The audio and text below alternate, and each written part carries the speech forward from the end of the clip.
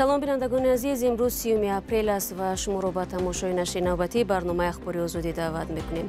Сархати мавзӯъҳо аз ин қарор аст.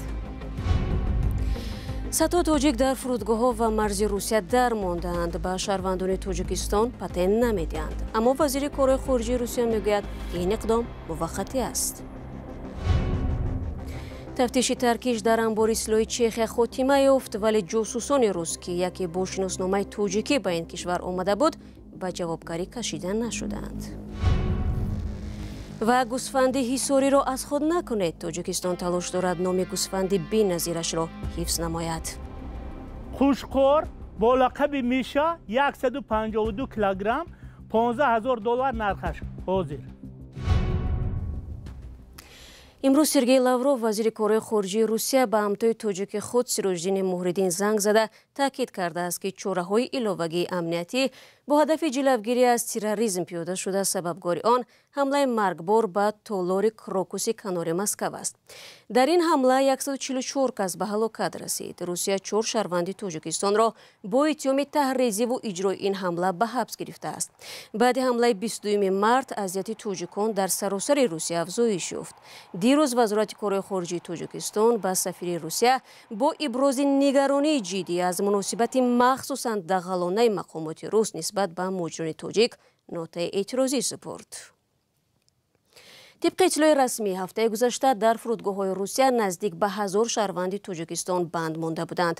бар илова садҳо тоҷикон дар марзи Қазоқистону Русия дармонда, вуруди онҳо низ бо баҳонаҳои мухталиф ба таъхир гузошта мешуд. хабаргузории Интерфакси Русия хабар медиҳад, ки мақомдорони ин кишвар аллакай 27 шаҳрванди Тоҷикистонро аз хоки ин кишвар ихроҷ намуда, тасмим доранд 306 шаҳрванди дигари Тоҷикистонро аз Русия берун кунанд. Лавров дар суҳбати телефонӣ изҳор намудааст, ки ин иқдомҳо махсус муқобили ягон миллат ё дин равона нашудааст. вазири рус ба тадриҷан ба эътидол овардани вазъ дар гузаргоҳҳо таъкид намудааст. аз фарду 1 май муҳоҷирони корӣ дар вилояти Саратови Русия ҳаққи кор дар таксиву нақлиёти ҷамъиятӣ ва ошхонаҳоро нахоҳанд дошт.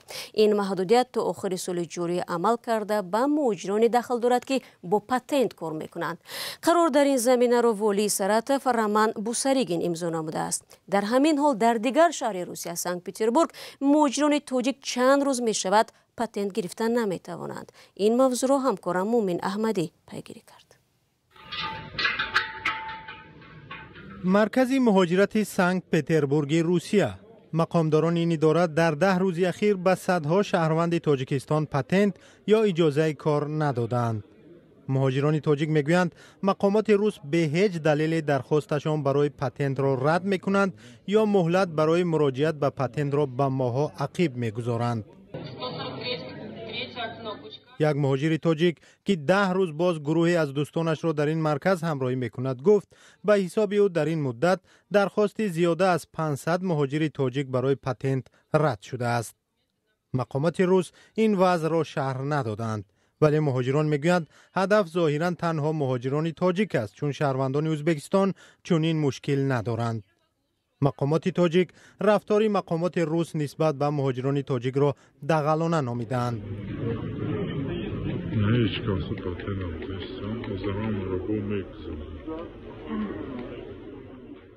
дар Русия солҳо боз муҳоҷирони тоҷикро азият медиҳанд, вале пас аз ҳамлаи маргбор вале шубҳабарангез ба Крокус дар Москав, тоҷиконро гумонбар донистанд ва фишор болои муҳоҷирон афзоиш ёфт. садҳо муҳоҷири дигар дар фурудгоҳҳо ва роҳҳои заминӣ иҷозаи вуруд надоранд. гурӯҳи дигареро дастаҷамъона аз Русия хориҷ карданд. рӯзи 29 апрел вазорати корҳои хориҷии Тоҷикистон дар нотае ба сафири Русия дар Душанбе рафтори мақомоти русро хилофи анъанаҳои дӯстӣ миёни ду кишвар номид.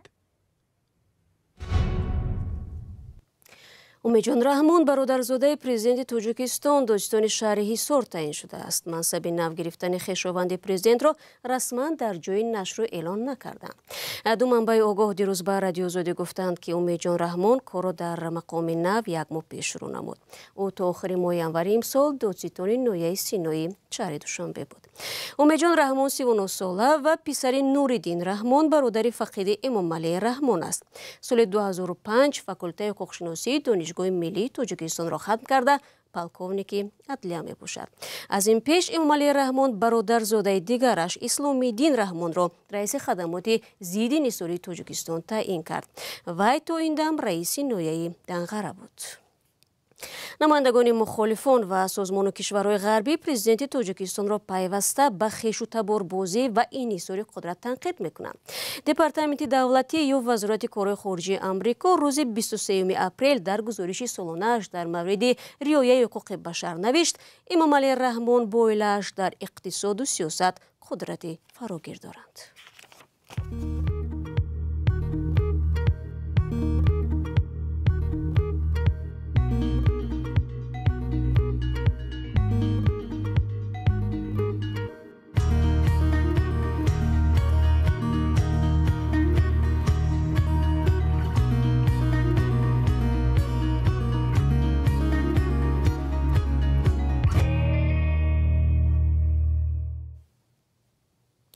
шумо барномаи ахбори радиои озодиро тамошо доред. 10 сол баъди таркиши дар як амбори сило дар ҷумҳурии чех мақомоти тафтишотӣ таҳқиқро анҷом доданд ва гуфтанд, ки таркишро дар деҳаи Рбетитсе соли 2014 маҳз кормандони хадамоти ҷосусии Русия анҷом доданд. ин кормандон ба хоки Чехия бо шиносномаҳои тақаллубии Тоҷикистон ва Молдова ворид шуда буданд. парванда ҷузъиёти бисёру ҷолибе дорад ва ҳамкорам Хиромон Бақозода онҳоро пайгирӣ кардасту ҳоло дар студия дар бари ман аст. салом ба шумо. хуб, мақомоти Чехия дар ин бора чӣ мегӯянд? салом бинандагони арҷманд, воқеан ҳам тавре гуфтед Шаҳло, 10 сол зарур шуд, ки мақомоти Чехия, як кишваре дар Аврупои Шарқӣ, ҳодисаи таркиши мудҳиш дар анбори силоҳи як деҳаи маҳаллиро муфассал таҳқиқ кунад. хулосаи тафтишот ин аст, ки таркиш кори дасти Русия, аниқтараш ГРУ, сарраёсати ҷосусии вазорати мудофиа мебошад. дирӯз раиси маркази мубориза бо ҷиноятҳои созмонёфтаи Чехия Иржи Мазане гуфт, таркиш дар анбори силоҳ дар деҳаи Врбетитсеро ба он хотир анҷом доданд, ки аслиҳаи дар он буда ба кишварҳое бурда нашавад, ки онҷо Русия меҷангад. он замон соли 2014 гап дар бораи шарқи Украина ва Сурия мерафт, ки Русия онҷо бо баҳонаҳои мухталиф сарбозашро ворид карда буд. Мазане гуфт, дар тамоми муддати тафтишот ҷумҳурии Чех борҳо ба Русия бо талаби посух додан ба саволҳои тафтишот ва рӯшан кардани асли қазия муроҷиат намуд. вале Москав ҳеҷ гоҳ ба дархости Прага дар робита бо ин парванда посух надод. аз ин рӯ полиси Чех маҷбур шуд парвандаро бубандад. зимнан дар пайи ҳамин ҳамла, яъне ташкили ҳамлае дар хоки кишвари дигар, равобити Прагаву Москав бадтар шуд ва аз ҷумла робитаҳои сиёсии ду кишвар ва ҳузури дипломатҳо дар қаламравои ҳамдигар маҳдудтар гардид. дар воқеъ ки будани ҳамлагарон ё ҷосусони рус ба назарам мавзӯи алоҳидаи мавриди таваҷҷӯҳ аст, чун на танҳо дар Чехия, балки дар Британия ҳам онҳоро дар ташкили ҳамла гумонбар медонанд. бале, мақомоти Чехия дар гузашта гуфтанд, ки дар ин ҳамла ду корманди сарраёсати ҷосусии Русия муттаҳам мешаванд ва таҳқиқи онҳо нишон дод, ки ин нафарон бо шиносномаҳои Молдова ва Тоҷикистон вориди кишвари аврупоӣ шуданд. як нафари онҳо, ки бо шиносномаи тоҷикӣ ворид шудааст, гӯё Руслан Табаров ном доштааст. вале вазорати корҳои дохилии Тоҷикистон баъди таҳқиқи ин санад ва ин шахс гуфт, ҳеҷ гоҳ ба шахсе бо ному насаби Руслан Табаров шиноснома дода нашудааст.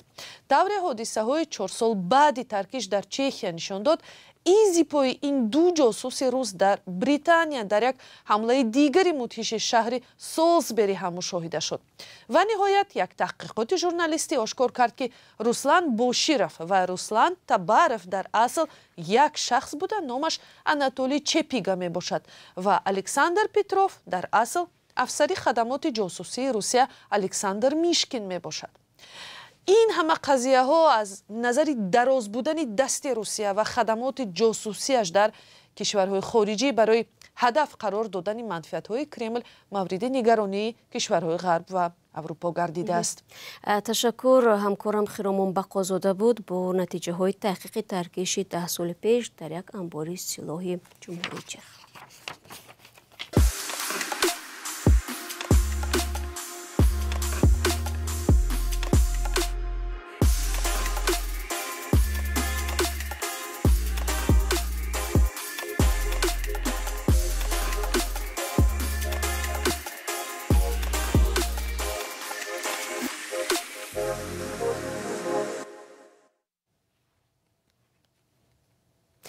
барномаро идома медиҳам.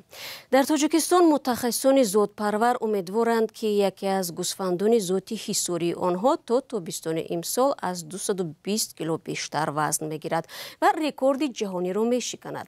Соли гузашта вазни як гӯсфанди зоти ҳисорӣ дар Казоқистон ба 230 кило расид ва онро дар китоби рекордҳои Гиннес ворид карданд. таваҷҷӯҳ ба ин зоти гӯсфанди маъруф дар Осиёи марказӣ сол ба сол зиёдтар мешавад, чун ҷонварест ки ба тағйири иқлиму чарогоҳҳои камалав мутобиқ аст. гузоришеро дар ин бора ҳамкорам Тоири Сафар тақдим мекунад. хушхор бо лақаби миша 152 килограмм $15,000 нархаш ҳозир. 54 даҷа 54 дараст. миша ва рафиқаш аз зоти гӯсфанди ҳисорӣ ҳастанд. зоте ки маҳз дар Тоҷикистон парвариш карданд ва ҳоло талабот ба он дар Осиёи марказӣ ва берун аз он ҳам зиёд шудааст. сабабаш вазну хосиятҳои ин ҷонвар аст ки кам ҳам хӯрад, зуд фарбеҳ мешавад. дар ҳамаи чарогоҳ зиёда аз 250 мол гӯсфанди ҳисориам мечаронам. барои чӣ гӯсфанди ҳисорӣ? ба ӯ хотире ки новобаста ай ов кам будан, ай алаф кам будан, ай ғизоишон веси хичонам мегиранд. ба шарофати ҳамин хосияташон онҳоро дар Тоҷикистон дар чарогоҳҳои табоҳ шуда бар асари чарои зиёд ва тағйири иқлим мечаронанд то дастурхони дӯстдорони гӯшти гӯсфанд холӣ намонад. Овцы гисарской породы являются уникальной породой овец во всем мире. гӯсфанди зоти ҳисорӣ як навъи беназири гӯсфанд дар тамоми ҷаҳон аст. аз он ҷиҳат ки вазни болои гӯсфанди калони зинда то ба 216 килограмм мерасад. 145 кило гӯшт медиҳад. аз он ҷиҳат беназир аст ки зуд бузург мешавад. барраи ин гӯсфандон дар як шабонарӯз то 350 грамм вазн мегиранд. Могут набрать 350 граммов среднесуточного прироста. галлаҳои ин гӯсфандон дар ҷустуҷӯи алаф то 500 километр ҳам ҳаракат мекунанд ва чарогоҳҳояшонро тағйир медиҳанд ки ин шароит фароҳам месозад алафи чарогоҳҳо дигар бора сар кашад ва хушку нобуд нашавад. С точки зрения экономики это высокий выход мясной продуктивности. як хосияти дигари онҳо аз назари иқтисодӣ гӯшти зиёдашон аст. гӯсфандони ҳисорӣ аз ин назар дар ҷаҳон дар мақоми аввал ҳастанд. аз ҳамин сабаб ин нави гӯсфанд дар Осиёи марказӣ, Афғонистону Покистон, Украина ва Русия ҳам парвариш мешавад. Сейчас Белоруссия, Украина, Россия именно этим и определяется. сари зоти гӯсфанди ҳисорӣ дар минтақа ҳам даъвову рақобат идома дорад. олимони тоҷик чанде пеш қирғизистони ҳамсояро ба аз худ кардани ин зот муттаҳам карданд.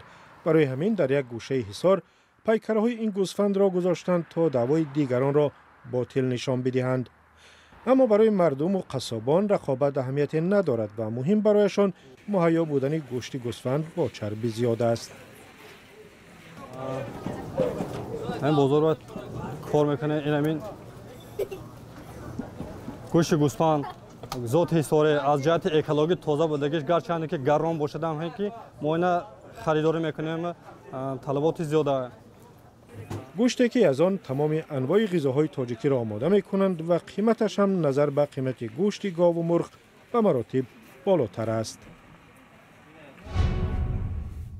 гузориши ҳамкорам Тоири Сафар дар бораи гӯсфандҳои ҳисориро тамошо кардед ва бинандагони азиз, бо ҳамин гузориш барномаи имрӯзи ахбори озодиро ба поён мебарам. ташаккур аз якояки шумо ки то ин лаҳза моро ҳамроҳ будед чун ҳамеша.